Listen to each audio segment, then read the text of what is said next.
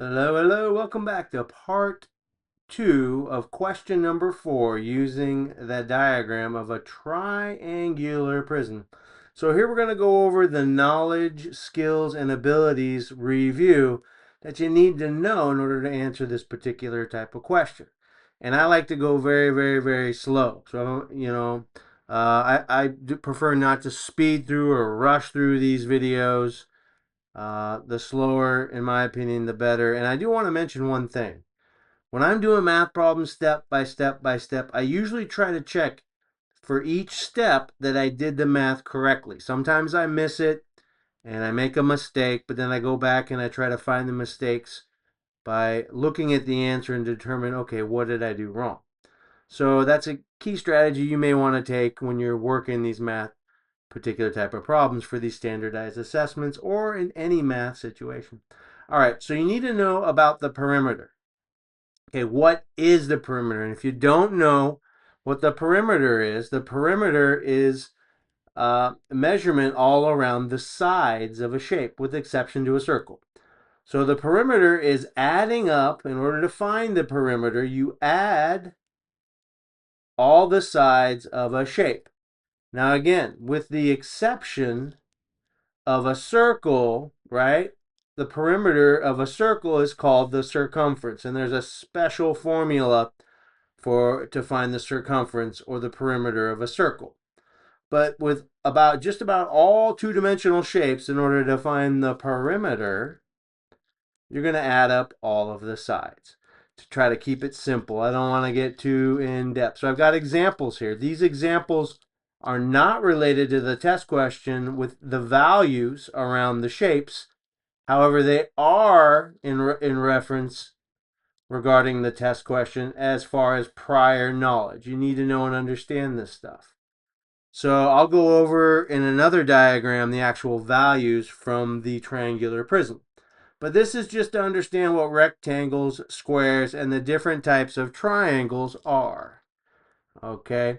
So in a rectangle, you need to understand the dynamics of a rectangle. You need to understand the dynamics of a square. You need to understand the dynamics of a triangle. And so these little double hash marks on the rectangle mean equal. These sides are equal to each other. So in a rectangle, sides opposite are equal. So if this is 3, the other side has to be 3. One hash mark to one hash mark. If this side length is 2, then this length value over on the opposite side is also 2. So for rectangles, side opposites are equal to each other, and I just chose a value 2 and 3 for this example. These values are not related to the triangular prism. Again, in the next video, I will show you rectangles and triangles with the values from the triangular prism. Get that out, huh? Woo! My tongue was twisted there. So to find the perimeter of this rectangle, I would add up all the sides, right? So 3 plus 3 plus 2 plus 2 gives me 6 plus 4. So the perimeter of this example triangle that I just made up is 10.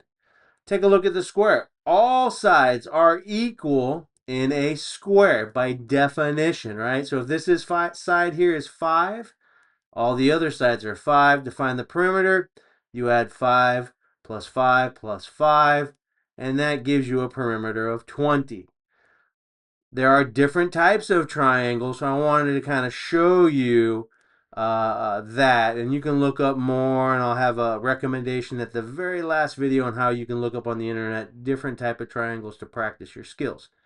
But we see one dash mark, right? This means all sides of this triangle are equal to each other. So 3 plus 3 plus 3 is 9. The perimeter of this example triangle would be 9. The triangle below that, you have two sides equal to each other, which are 2. And then the base here of the triangle has a double hash mark, a value of 3. So 2 plus 2 plus 3 gives us 4 plus 3 is 7. So the perimeter of the second triangle is 7. And finally, this last example of a triangle, all sides are different. We have a value of 1, a base of 2, a side value of 3. 3 plus 2 is 5, plus 1 more is 6. So the value of the perimeter of this example triangle would be 6. All right.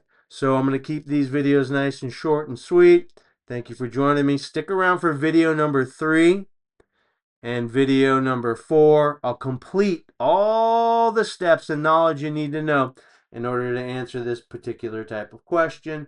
What is the perimeter of the largest rectangle in the triangular prism? Thank you for joining me. Math is easy. Take it step by step. Thank you for joining me.